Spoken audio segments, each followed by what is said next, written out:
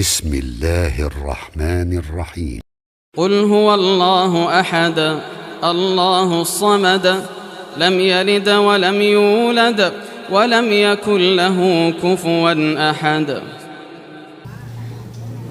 அந்த ஏகனாகிய அல்லாஹுவின் சாந்தியும் சமாதானமும் நம்மிடம் மேலாக நேசிக்கக்கூடிய நபிகள் நாயகம் ஸல்லல்லாஹு அலைஹி வஸல்லம் அவர்களின் மீதும் இந்த உலகத்தில் வாழக்கூடிய அனைத்து முஸ்லிமான மக்கள் மீதும் என்றென்றும் நின்று நிலவட்டுமாக. அல்லாஹுவின் மாபெரும் கிருபையினால்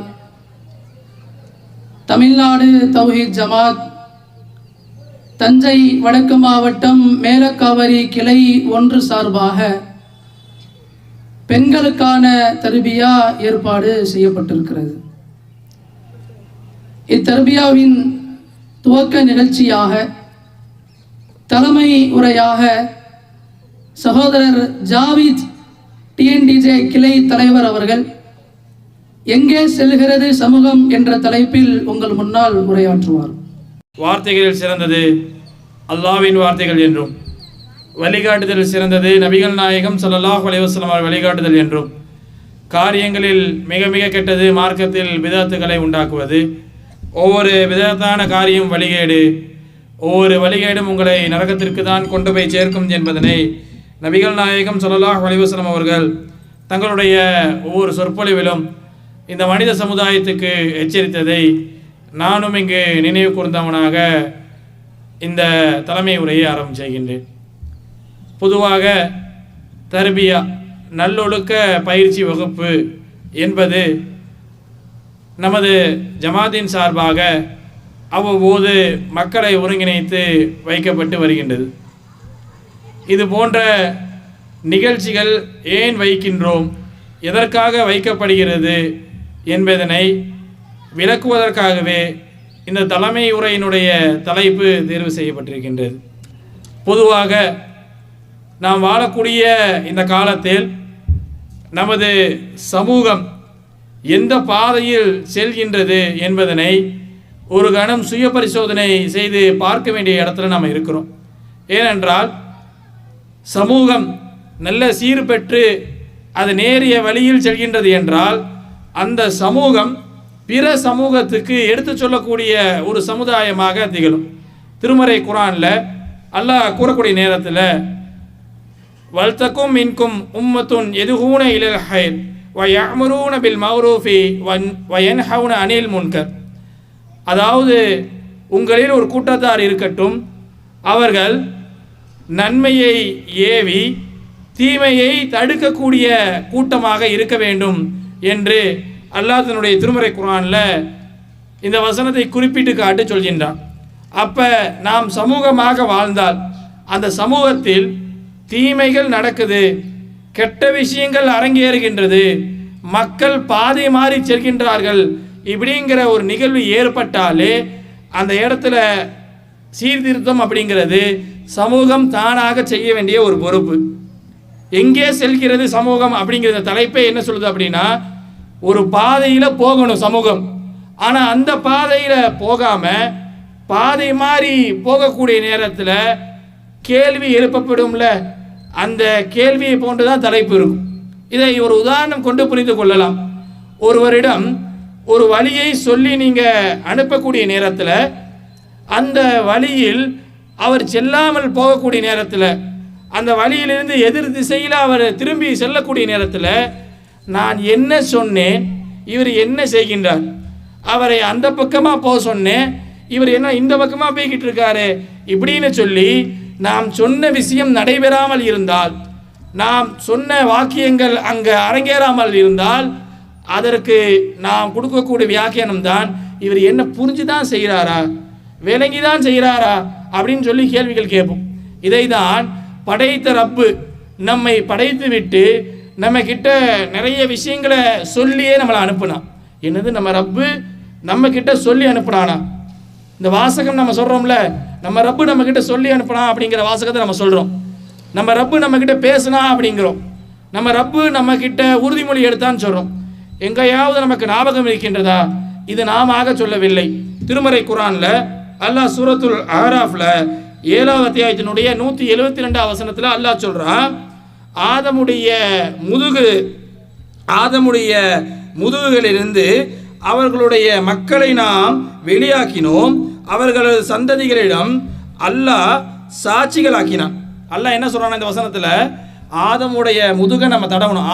ஆதமை படைத்த ஆதமுடைய முதுகை நாம் தடவி அந்த முதுகிலிருந்து அவருடைய சந்ததிகளை நாம் வெளியாக்கினோம் அப்படிங்கிறான்.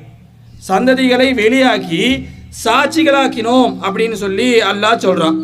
நான் உங்கள் இறைவன் அல்லவா அப்படிங்கிற மாதிரியான ஒரு கேள்வியை இறைவன் இந்த ஆதமுடைய சந்ததிகள்கிட்ட கேட்கின்றான்.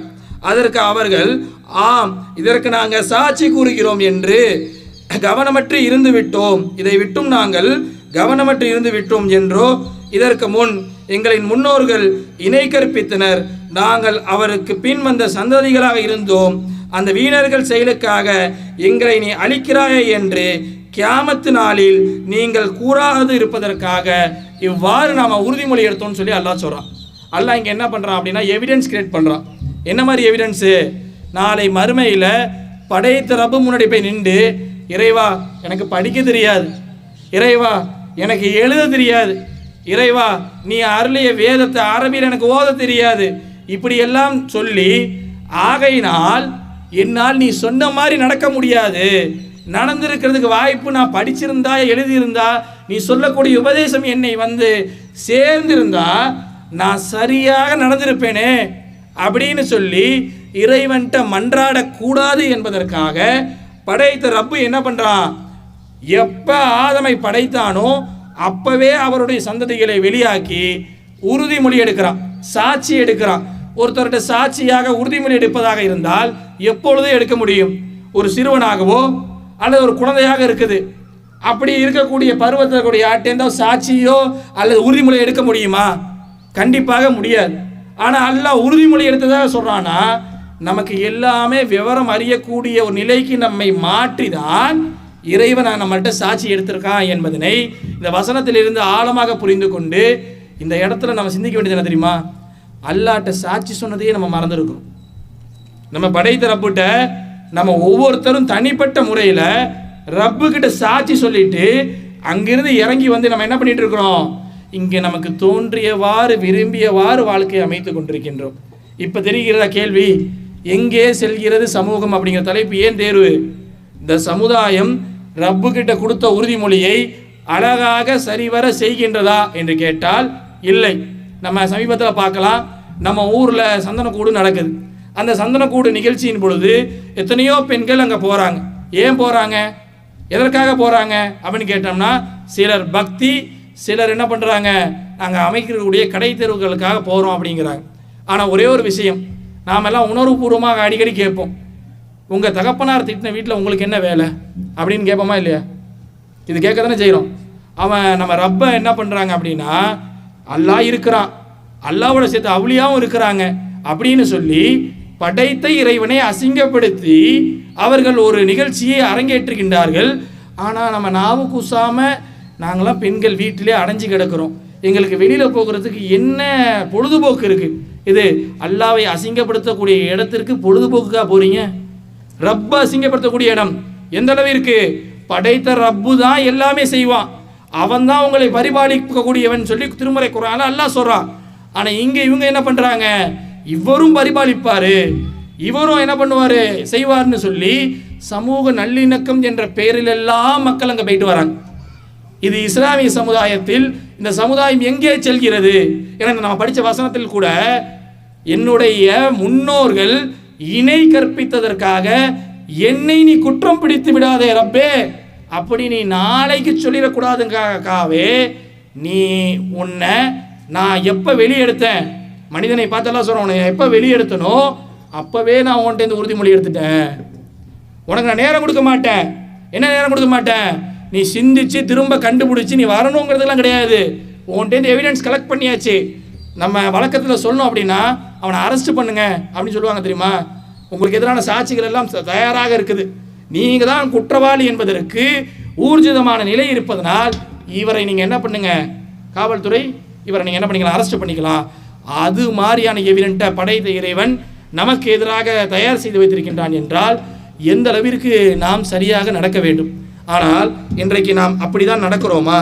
நம்மளுடைய சமூகம் சீர்பெற்ற நிலையில் இருக்கின்றதா அல்லது சீர்குலைந்த நிலையில் இருக்கின்றதா என்பதனை ஒவ்வொருவரும் தனிப்பட்ட முறையில் சிந்திச்சு பாருங்கள். சமூகத்தினுடைய வளர்ச்சி, சமூகம் செல்லக்கூடிய பாதை, இதையெல்லாம் எடுத்து பார்த்தீங்க அப்படின்னா ஒரு காலம் இருந்தது.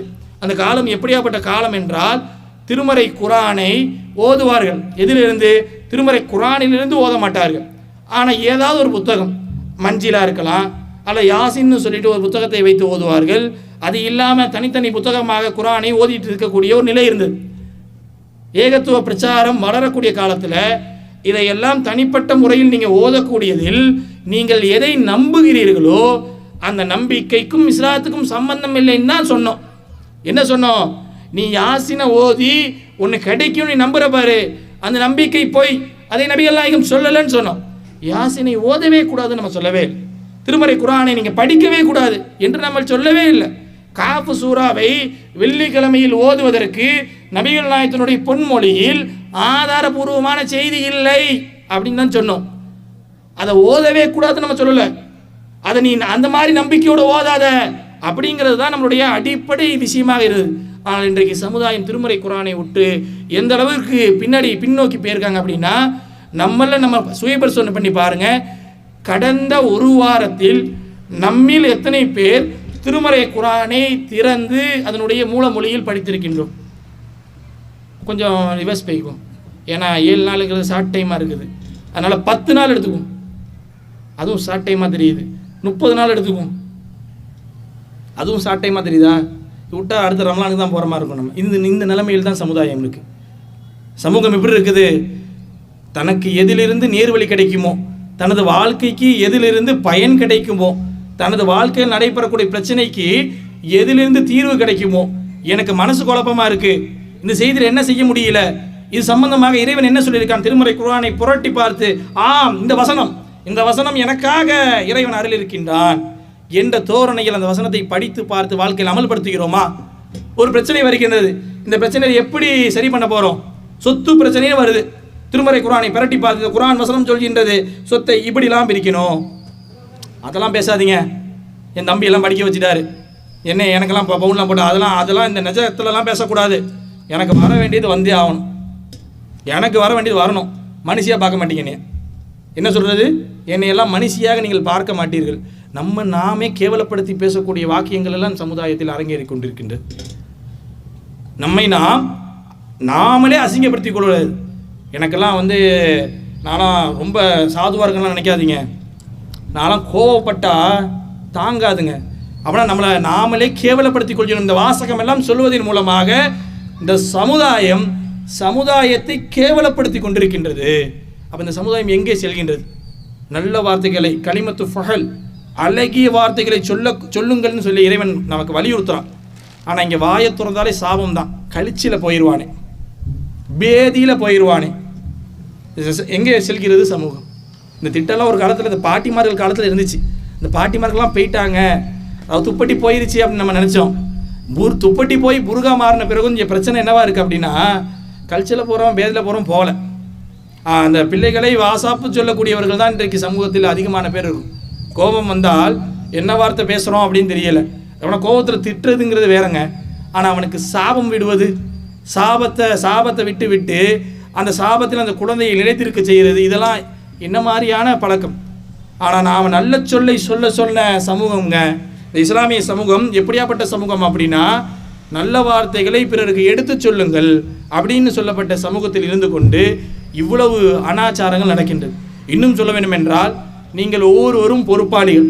உங்கள் பொறுப்பு குறித்து நாளை மறுமையில் நீங்கள் விசாரிக்கப்படுவீர்கள் இப்படிங்கிற அல்லாஹ்வுடைய தூதருடைய பொன்மொழி. உங்களுக்கெல்லாம் பொறுப்பு இருக்குப்பா அப்படிங்கிறாங்க.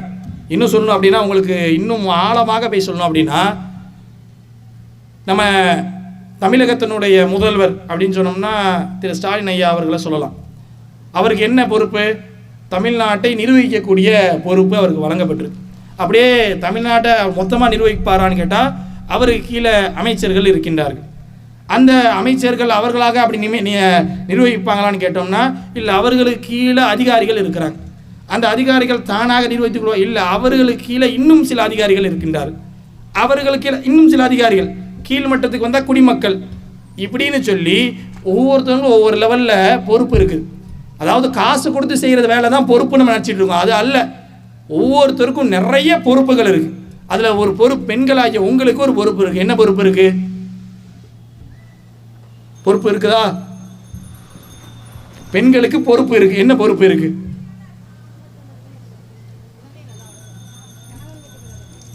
ஏகப்பட்ட விஷயம் சொல்லலாம். இப்போ பாருங்களேன், கூட்டத்திலே வந்து பார்த்தோன்னா நிறைய சொல்கிறீங்க. இந்த பொறுப்பை எல்லாம் நாம் சரிவர நிறைவேற்றுவோமா? குழந்தையை சரியாக வளர்க்கின்றோமா? அதாவது நம்மளுடைய பொருளாதாரத்தை சரிவர நிறைவேற்றுகின்றோமா? நமது வாழ்க்கையை சரியாக வைத்திருக்கின்றோமா? இப்படின்னு சொல்லி கேள்விகள் அடுக்கடுக்காக கேட்டுக்கொண்டே போகலாம். இது மாதிரியான விஷயங்கள், இந்த பொறுப்புகளில் எப்படி நாம் நடந்து கொள்கிறோம், என்ன மாதிரி நம்மளுடைய நிலைகள் இருக்குது, அந்த பொறுப்பை எல்லாம் உணர்ந்தவர்களாக நாம் நடக்கிறோமா, இல்லை தூக்கி போட்டு போகக்கூடியவர்களாக இருக்கிறோமா? இன்னும் சொல்ல வேண்டும் என்றால், அதிகமாக சொல்லணும் அப்படின்னா, இன்றைக்கு சமுதாயத்தில் குலா எனக்கூடிய வார்த்தை பெண்களிடமிருந்து இன்றைக்கு அதிகமாக காதில் விழுகின்றது. பள்ளிவாசலில் ஒரு காலத்தில் வெறுமன தாவா மட்டுமே செய்து கொண்டிருந்த நாங்கள் இன்றைக்கு எங்களுக்கு மேலும் ஒரு சுமையை எங்களுக்கு தள்ளப்பட்டிருக்காங்க. என்ன பிரச்சனை அப்படின்னு கேட்டோம்னா, குலா அப்படிங்கிற பிரச்சனைக்காக ஏராளமான சகோதரிகள் பள்ளிவாசலை நிர்வாகத்தை அணுகின்றார்கள். இந்த பிரச்சனை வருவதற்கு காரணம் என்ன, என்ன பிரச்சனை, ஏன், எவ்வாறு நடக்குது அப்படின்னு கேட்டோம்னா, ஒரே ஒரு விஷயம் தான் சொல்லலாம். செய்தான் பட்ட அவசரம் இருக்குது தெரியுமா? அந்த அவசரம் இன்றைக்கு எல்லா பெண்களிடம் இருக்கின்றது. அதையெல்லாம் சுட்டி காட்டக்கூடிய விதமாக தான் அடுத்தடுத்த உரைகள் இருக்குது. இப்படி ஏராளமான பிரச்சனையின் கீழ் இந்த சமுதாயம் தத்தளிச்சு கொண்டிருக்கின்றது. இது போதான்னு சொல்லி செய்தான் என்ன பண்ணியிருக்காங்கன்னா, புது டூல் எடுத்திருக்கிறான். அது என்ன டூல் அப்படின்னா, மீடியாங்கிற ஒரு டூல் வழியாக இன்றைக்கு நம்ம சமுதாயத்தை எதிர் திசையில் பயணிக்க வைக்கலாம். எந்த அளவுக்கு அப்படின்னா, இன்றைக்கு பெண்கள் முதல் கொண்டு ஒரு காலத்தில் ஸ்டேட்டஸில், அதாவது நம்ம டிபின்னு சொல்லுவாங்கள்ல, அந்த டிபியில் ஃபோட்டோ வைக்கிறத ஒரு பெரிய பிரச்சனையாக பார்த்த இன்றைக்கு சமூகம் இன்றைக்கி தங்களுடைய முகங்கள் மூலியமாக அவங்களுடைய டோட்டல் தோற்றத்தையுமே வீடியோ வழியாக யாருக்கும் நம்மளை காமிச்சிக்கலாம், அதெல்லாம் தப்புலாம் கிடையாது, அதன் மூலமாக வளர்ச்சி இருக்கின்றது, அதன் மூலமாக வருமானம் இருக்கின்றது, இப்படின்னு சொல்லி சமூகம் என்ன பண்ணுதுன்னா இன்னைக்கு அதில் ஃபோக்கஸ் பண்ண ஆரம்பிக்குது. ஒருத்தர் வளர்ந்து வந்தாருன்னா அவர் இன்னொருத்தர் ஃபாலோ பண்ணிட்டு இருக்கான்னு அர்த்தம். நாம் செய்யலைன்னா நம்ம தப்பிச்சிட்டு இருக்கோம்னு சொல்லாதீங்க. எத்தனையோ பேர் இன்னைக்கு பெண் யூடியூபரை பார்த்து இந்த மாதிரி யூடியூபரை நானும் வருவேன் இப்படி சவாலோட ஆட்கள் யாராக இருக்காங்களா? கண்டிப்பாக பெரியவர்கள் கிடையாது. ஏன்னா அவங்களுக்கு இன்னும் யூடியூப் பக்கமே போக தெரியாது, ஃபோனே யூஸ் பண்ண தெரியாது. அவர்கள் தப்பித்து கொண்டார்கள். அந்த சமுதாயம் என்னாச்சு, அவர்களுக்கு செய்தனுடைய தூண்டல் அந்த சமுதாயம் அவங்க பெரியவங்களுக்கு கிடையாதுங்க. ஆனால் இன்றைக்கி எத்தனை பேர் இதை லட்சியமாக வச்சுருக்கீங்க, யாராவது நான் ஐஷா இல்லாமல் அதிகமான ஹதீஸ்களை அறிவிப்பேன், சொல்லவே மாட்டோமே, கரெக்டு தானே? ஐஷாவில் எப்படி ஹதீஸ்களை அறிவித்தார்களோ, அவர்கள் எப்படி சொன்னார்களோ, அவர்கள் எப்படி பிரச்சாரம் செய்தார்களோ, அது போல ஆவேன். நான் பாரு 1 மில்லியன் லைக்ஸ் வாங்குறேனா இல்லையான்னு, 1 மில்லியன் ஷேர் வாங்குறேனா இல்லையா, இதுதான். 1 மில்லியன் ஷேர் கூட வாங்க மாட்டோம். ஆனால் நம்மளை 1 மில்லியன் ஷேர் பண்ணணுமா? நமக்கு அவ்வளோ பெரிய தகுதி கிடையாது. இது 1 மில்லியன் கொடுத்து இடம் எங்கேயா ஷேர் வாங்குறதே கஷ்டம். ஆனால் நம்ம போடுற பதிவு 1 மில்லியன் போகணும். அப்படிங்கிறது என்ன பதிவு? நான் அந்த ஊருக்கு போனேன், நான் இந்த ஊருக்கு போனேன், இந்த கடையில் போய் சாப்பிட்டேன், இதெல்லாம் நீங்கள் செய்கிற தவறுன்னு சொல்ல வரல. இதை எல்லாம் வாழ்க்கையை நினைக்க ஆரம்பித்து விட்டீர்கள். அதுதான் இங்கே பிரச்சனை.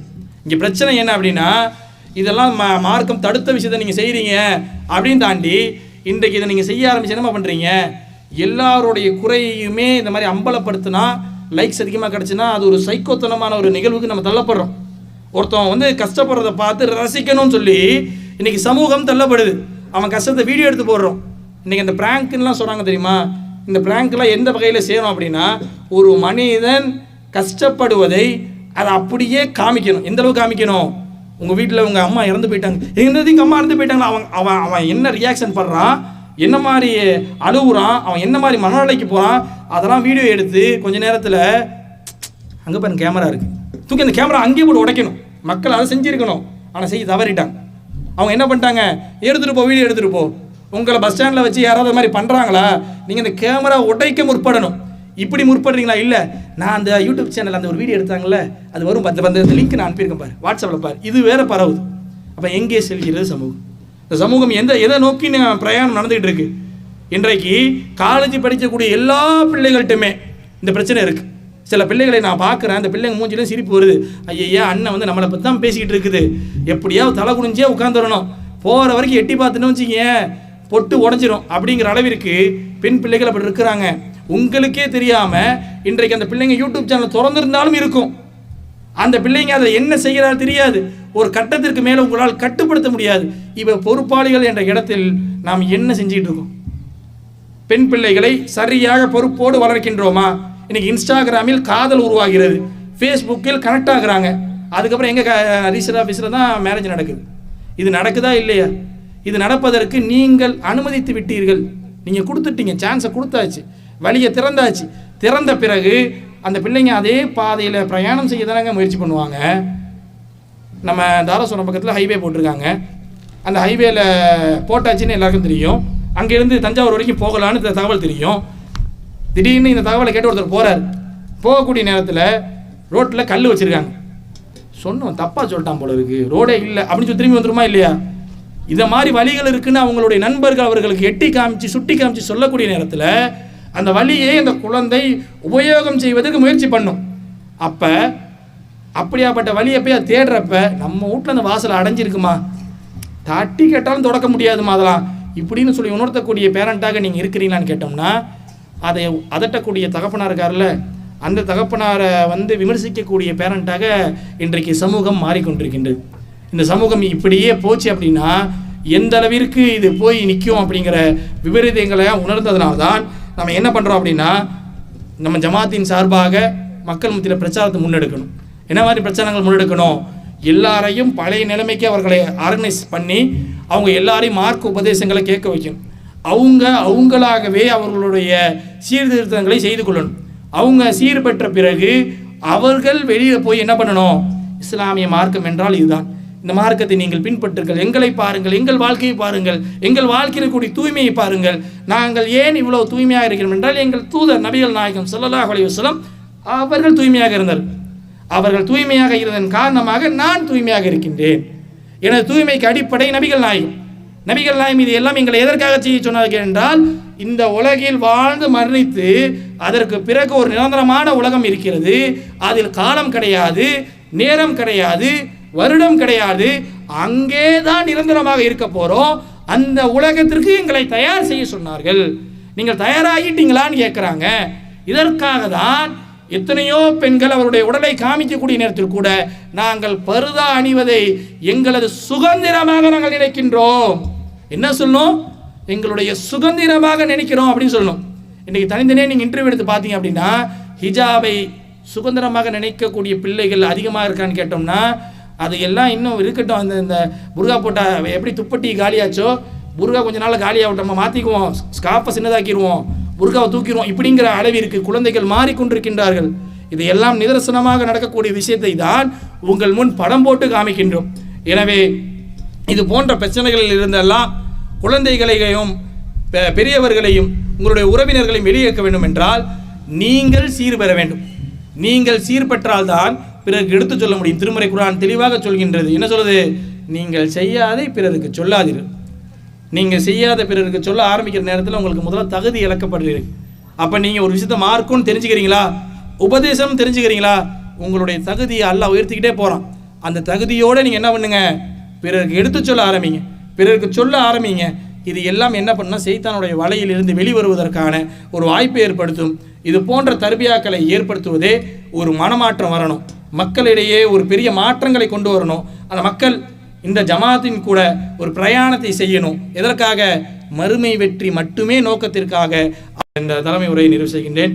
வாஹிதான அல்ஹம்துலில்லாஹி ரபில் ஆலமீன். அஸ்ஸலாமு அலைக்கும் வரஹ்மத்துல்லாஹி வபரகாத்துஹு.